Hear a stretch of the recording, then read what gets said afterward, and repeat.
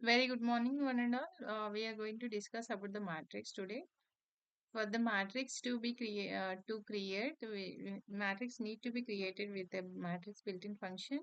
Here, I have to specify the data, and after the comma, I need to specify the number of rows and the number of columns. So, if you do not specify the number of columns, also it is fine.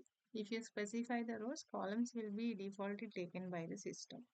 Now look at for this one, the matrix. Look at the output screen here. The matrix 1 to 9. So the 1, 2, 3, 4, 5. So it will by default it will arrange the numbers in a column format 1, 2, 3, 4, 5, 6, 7, 8, 9. Look at the second syntax. So here I have the elements 1 to 12 elements are there. Number of columns are 3 and the number of rows you are making it as true. When you make a by row equal to true, so your numbers will be assigned in the row format. So in the previously, if you do not specify by row equal to true, numbers are arranged in the column format. Now look at the numbers are arranged in the row format 1, 2, 3, 4, 5, 6, 7, 8, 9, 10, 11, 12. So here we are going to look at how to name the matrices. So we have the three vectors here: Kenya, Ethiopia, Chad. So I in the vector I have some values in the vector. Now I am creating the matrix with these three vectors. Okay, so I am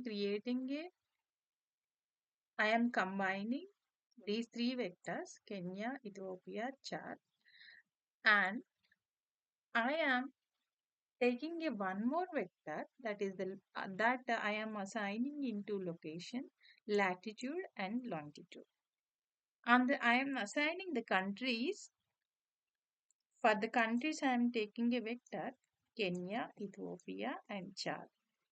Now I am using a column name built-in function to arrange these location vector to the geometry matrix. And for the rows, row name built-in function used to arrange the country names to the geometry matrix. And now I am printing the geometric matrix. I'll run this code now.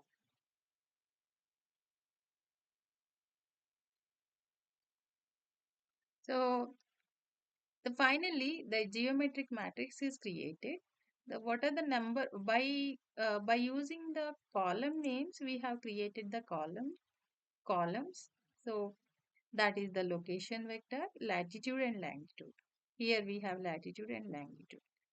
So observe here in the output, column names are latitude and longitude. And by using the row names, we have created the countries vector. So in the countries vector, we have Kenya, Ethiopia and Chad. So look at the row names, Kenya, Ethiopia and Chad. So like that, we can give the customized names to the matrix rows and columns. Adding a column. Adding a column in the matrix. For adding a column in the matrix, we have a cbind function. For the cbind function to work, you need to have already matrix need to be available. To the existing matrix, we are going to add a column. So here, up to 9 elements, the matrix is already available. Here, up to here, the matrix is already available. Now, you are adding one more column to the existing matrix, that is X matrix. And here, what are the elements in that matrix? You have 1, 2, and 3 elements are there in that matrix. This is the fourth. This is the new column added to the matrix. So here, the cbind function is used. What are the inputs of a cbind function? The data, X. X is the data. And here, you need to specify the number of elements. What are the number of elements you need to add to the already existing matrix? Likewise, you can have a new row to you can add a new row to the existing matrix. by using a R-bind function. Look at here, you have a matrix for the elements from 1 to 9. Number of rows are 3. I will run this one first. And what are the elements you are adding to the existing matrix? Are the elements are 1, 2, and 3. So 1 to 9, these matrix is already existing. What are the new elements you have added? The fourth row you have added, those values are 1, 2, and 3. Matrix indexing. So take this matrix elements from 1 to 9, number of rows are 3. In that, you are interested in only first row and third column. In the first row and third column, you have a value. You have a value set, and you want to say you are interested in only the second row. All the second row elements will be displayed. You are interested in only third column. All the third column elements will be displayed.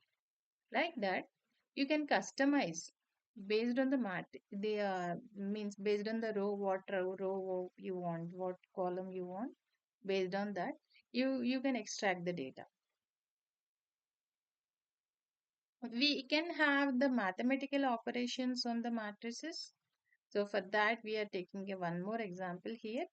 Mat 1, Mat 10 is a matrix. It is having the elements 5, 6, 7, 8. Mat 11 is the matrix. In that we have the elements 1, 5, 3, 7. For the matrix 10, we are adding a scalar value 10. Now look at the output. Initially, mat 10 output was 5, 6, 7, 8. After adding 10 to the mat 10, the values will become 15, 16, 17, and 18. Likewise, you can add the two matrices directly. So look at the output. Matrix 10 and matrix 11 are added. And matrix 10 minus matrix 11, you can subtract and you can multiply. You can multiply a matrix. Look at the output.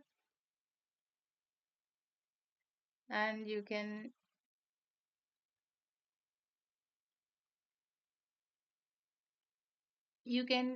go for a transpose of a matrix.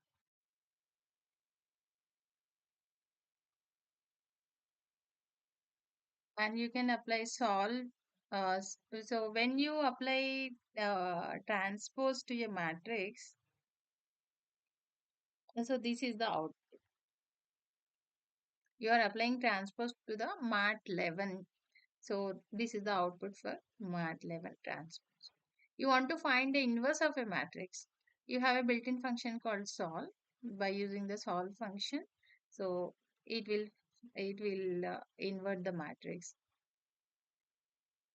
You have a function called row sums. By using the row sums, number of rows are added.